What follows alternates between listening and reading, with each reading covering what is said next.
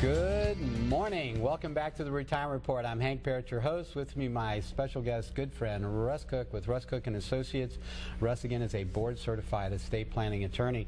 And we were talking a little bit at break, Russ, about the importance of asset protection. And this is one of those things that's, and I've talked to attorneys around town that, you know, they're, it's not that big a deal. And well, those things are not likely to occur. You know, what, my house catching on fire is not likely to occur, but I think I'm going to keep my home insurance, you know.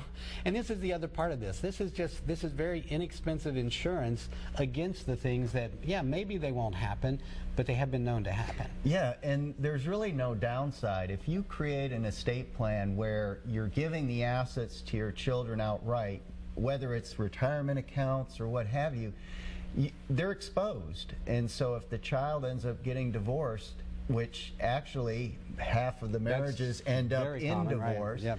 Then you're looking at that inheritance going sideways to other family members. Or maybe, let's say your child dies first, gives everything to his spouse, and the spouse remarries, and then you're unintentionally disinheriting your grandkids. More and more clients are seeing the advantage of allowing the child's inheritance to instead go in trust. Right. And you can even make the child the trustee of their own trust. So you're not giving up any control. The child's not giving up any control. It's basically the same thing, only you're basically saying if these events happen, these assets are not going to be subject to them. Mm-hmm. And when my child dies, it goes to my grandkids. It's just that simple. And I think everybody wants that. There you go. You know, here's another metaphor that I use sometimes, and that's think of a safe. You know, this big safe that you've created that you're putting the assets into for the child. And when it goes to them, the only one that has the combination to that safe is the child. Okay, mm-hmm. They're able to, and I say child, of course, these people are probably going to be, you know, it's going to be your 50, 60-year-old child probably, hopefully at that point. But this is the same thing. They control it, all right? It's in there for them. You've placed it there. You said, okay, here it is. It's protected. As long as you leave it in there, you have that protection, and you're the only one that can access it. No one else can. No one else can get at your stuff, okay? Now, the child can take as much or all of it out if they want to. It's theirs to decide, all right? But there's a certain prudence, of course. It goes with understanding the things that you can do within that safe, within that trust, all right? So an example would be, Russ, this is one especially that can run into with special needs type situations, or if someone's got maybe disability or other benefits that they're receiving that could be put at risk mm-hmm. if they inherit money. Yeah. They could lose all their benefits. And this is something I want you to understand when it comes to special needs. Russ is going to explain here in a minute the value of a trust here, this asset protection, a feature again. Now, we've talked about, first off, you can keep it in the family, all right? You can have the child that's going to receive, the beneficiary that's going to receive that inheritance, be in charge of it themselves and only them. So you got complete control. Everything's in the family. You don't need outside sources. Here's where you can also use family members, but where one family member may not be able to be in charge if they're not, maybe they're not responsible, or maybe they're incapacitated, or maybe they're receiving Social Security benefits, disability benefits, that if they received an inheritance, they would lose their benefits. Mm-hmm. So this is how a trust would work for that. Yeah, obviously the first scenario is us saying keep it in the family through the family member being trustee. Another scenario is, let's say you have a family member that can't basically manage assets. Then you would have a trust, but maybe have someone else trustee. Then you have a family member who is receiving government benefits. That's a special kind of trust where you have another person be trustee, holding those assets for that family member and allowing those assets to supplement mm-hmm. whatever government monies they can receive due to their disability. And as Hank has pointed out, if the family member gets the assets outright, then they're going to end up losing those benefits until those assets are spent down, and then they're going to have to reapply. Mm-hmm. So it's really a necessary transition by allowing it to go directly to someone who's in that situation. And you can get even more creative with this. This is one of those areas, Russ, where, let's say, for instance, you mentioned you've got the special needs part where you're kind of getting into an agreement with the government in terms of mm-hmm. how it's going to supplement up to certain levels without endangering benefits. Of course, right? If we have the trust be the one, there's going to be a trade-off here with taxes, but where the trust in fact retains and pays the tax on it, and whoever the trustee is, they can just take it out and gift to that person to buy things for them, which goes back to the other thing, not only being able to buy things for them like a car or house, but they could take the trust asset and the trust could buy the house and hold the house, correct? Yes, yeah. You want to make sure that when you're dealing with assets, especially when you have a special needs situation, that you remain with most of the assets in the trust. You're only spending those assets that are necessary to cover the excess. And there have been many situations, and I know, Hank, you may have had a few yourself, where we have a family member die and we see assets going to someone who's on government benefits, and everybody's scrambling around trying to figure out, what do we do with this? And that's just because no one planned. But these trusts are great for doing that. And Tennessee is one of the best states to set up trusts in, because they modified our trust code back in 2013, and they really ramped up our ability to protect assets, and there's absolutely no reason not to take advantage of that here. In fact, other people that live in other states get trusts set up here so they can take advantage of our laws. So why we wouldn't, I don't know. Yeah, there's an excellent point. To think of that. People from other states want to have their trust done in Tennessee, so it falls under Tennessee jurisdiction or Tennessee law.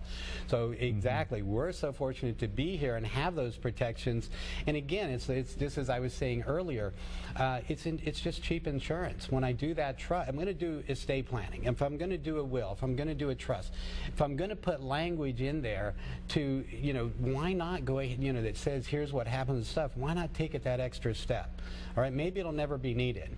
And it's like my children a lot of times will say to me, should I grab my coat or grab an umbrella or whatever? And I'm like, you're better to have it and not need it than need it and not have it. All right? Easy rule.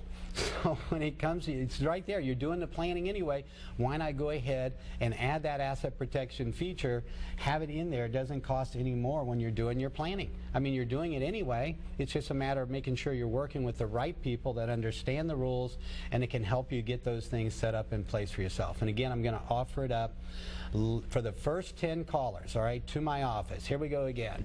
615-376-5325. Call the office. Debbie's standing by. This is a full-blown, comprehensive financial plan. All 7 steps, okay, of the 7 steps to financial freedom and retirement we're going to do for you, including the estate planning puzzle. Now, understanding what this means, this is the planning part. The implementation of this, as far as if you then determine, okay, I want to get some tax planning and we bring in an accountant, you're going to have, just as you would in doing your taxes, you're going to have a different cost there. If Russ is going to do documents, if you like what Russ has put together and you said, you know what, I need my will updated, I need my, I like this idea of a living trust, I'd like to do that. Of course, to get the documents prepared is going to be extra. But for this part, for the planning part, including being able to have Russ help us with that, come in to the office and meet with you at no charge, wow. Take advantage. 615-376-5325. First 10 callers. Debbie's standing by. She'll get your information. She'll send you out a checklist of things to bring to the appointment so that we can do all this work for you, okay? The next thing is we'll also provide you a free copy of my book, 7 Steps to Financial Freedom and Retirement, and it lays everything out right there of what, this is my practice. This is what I've been doing for the last 26 years now, and it's all there, and this is what we're going to be able to do for you, again, at no charge. So take advantage. Great idea, right? First 10 callers. All right. All right, Russ, I'm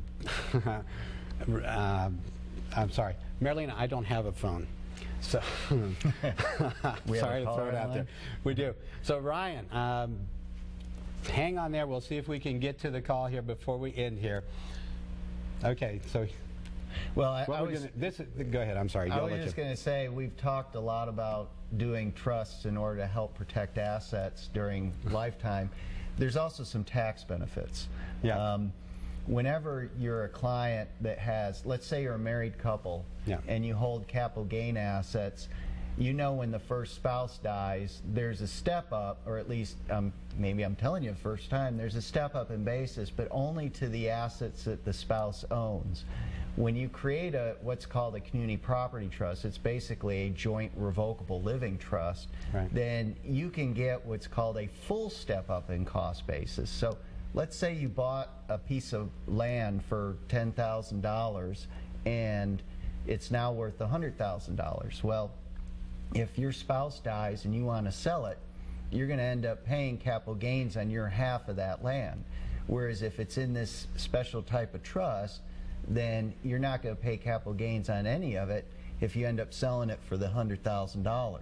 So there's a tax benefit that people with capital gain assets need to be aware of by having this special type of revocable living trust called a community property trust. And this goes to the same thing. When it comes to step up in basis and understanding how this works, a lot of times when you're doing your planning, one of the things that I've seen a very common error people make, in fact, is they're thinking, well, I want to avoid probate, I want to make it easy transition as far as assets to my children, so I'll just put them on the trust, or excuse me, not the trust, but put them on the property as a joint owner. And of course, this is where that capital, that step up now all of a sudden gets messed up. It does, because they only step up the cost basis of assets that are owned by you or in this trust at the time of your death. And so if you've already given away a portion of the asset, well, by putting your child's name on it, then you're essentially losing the step up as to the child's portion. The other thing is that the child then now has, that asset is now exposed to the child's creditors. And we see a lot of clients that might put their children's name on bank accounts for convenience. Well, what happens is if that child goes through a divorce or goes through bankruptcy, that asset is just as much theirs as it is yours. And I've had instances where clients have lost money in that respect. And that's, you know, this is one of the things. It's understanding there are rules, right? There are laws, but there are also exceptions to those rules, and as I like to say, exceptions to the exceptions. It's understanding how these work and getting with people that know this stuff so that they can help you take advantage of what these rules and how they work for yourself. Okay, to get the protections that are there, to get the benefits that are there, to save taxes. Who wants to pay more taxes, right? More than you have to? Is there anyone that at the end of the year you have to pay your, if you've got to write a check to the IRS, or if you look down and you see all that money that was deducted from your account, is there anyone that wants to add a little tip to the IRS, send them more money? No, of course not. So these, understanding how these things work can help protect you and your family and keep that money in the family. All right, we're going to take a break, and Ryan, when we come back, I will answer your question before we end today. So stay tuned. We'll be right back here on the Retirement Report.